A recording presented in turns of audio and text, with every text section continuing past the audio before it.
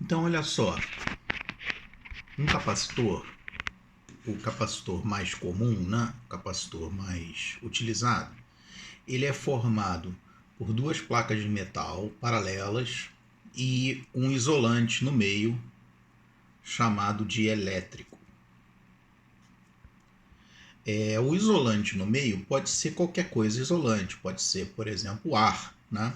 Pode ser também cerâmica, isopor, um monte de outras coisas. Quando você conecta um capacitor a uma fonte, qualquer valor de fonte que você quiser, o que acontece é o seguinte: um elétron que está aqui, ele vem para cá, né? E aí ele fica aqui, ó, nessa posição. Isso faz com que um elétron que esteja nessa placa seja repelido por esse elétron, já que elétron repele elétron. Então, um elétron sai daqui e volta para a fonte, né? O que deixa essa área aqui positiva.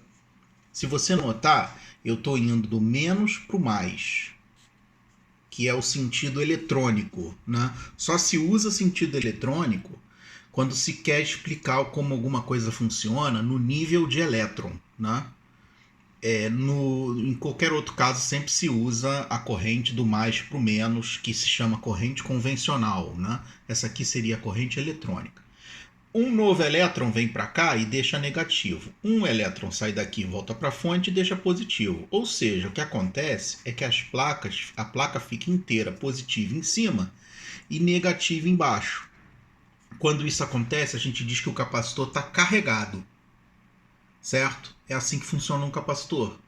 Ele se carrega com a fonte. Se você tirar esse capacitor aqui e levar embora, por exemplo, para um outro local, ele continua tendo as cargas não saem daqui. Então, se eu pegar esse capacitor e levar para outro local, ele continua carregado. Mais, menos, menos, menos, menos, menos, menos. Ele funciona como uma fonte. Eu posso descarregar isso aqui, por exemplo, num resistor ou num LED. Posso acender o LED por pouco tempo, porque ele não aguenta muito tempo. As cargas não conseguem manter a corrente por muito tempo, né? Então uma hora acaba. Legal. É assim que funciona um capacitor. Se esse dielétrico aqui for ruim, as cargas elas se anulam. Esse elétron pula para cá e aí acaba. Acaba o efeito de carregamento. Quanto melhor for o dielétrico, melhor vai ser a capacidade do capacitor manter as cargas, que significa capacitância, né? Então, como é que funciona o sensor capacitivo? O sensor capacitivo funciona pegando um capacitor, certo? Ligando num circuito, que basicamente o que o circuito faz é medir capacitância. Ele tem um oscilador, ele tem um monte de outras coisas, mas basicamente o que ele faz é medir capacitância, né? E ele normalmente faz isso com um capacitor. Então isso aqui é como se fosse um medidor. Ele é como se fosse um medidor, certo? E ele pega e mede capacitância, certo? E aqui tem ar. E a gente sabe que ar não é um bom dielétrico. É um dielétrico razoável, mas ele não é bom, né? Ele não é um ótimo dielétrico. Mas quebra o galho, né? Então, eu estou medindo uma certa capacitância, digamos, C, né?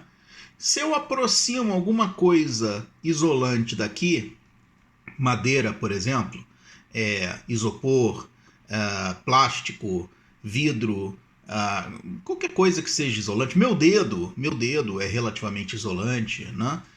Então, se eu aproximo qualquer coisa aqui do dielétrico, eu melhoro esse capacitor, ou seja, ele vai ter a capacitância vai aumentar. A capacitância então vai aumentar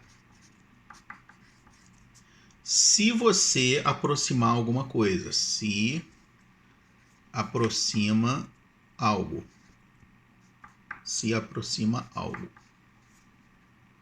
O que esse circuito faz é simplesmente medir a capacitância. Ele tem um oscilador, ele tem um circuito de disparo, um monte de outras coisas não muito importantes agora, mas ele mede esse capacitor, ele está sempre medindo esse capacitor, né? Esse capacitor tá na ponta do sensor, na ponta do sensor tem esse capacitor. Quando você vem e aproxima alguma coisa daqui, o capacitor aumenta, porque o dielétrico é melhor que o ar, né? E nisso ele detecta, pô, a capacitância aumentou, tem alguma coisa por perto, né? Tem alguma coisa por perto. É assim que ele funciona. É assim que funciona o sensor capacitivo.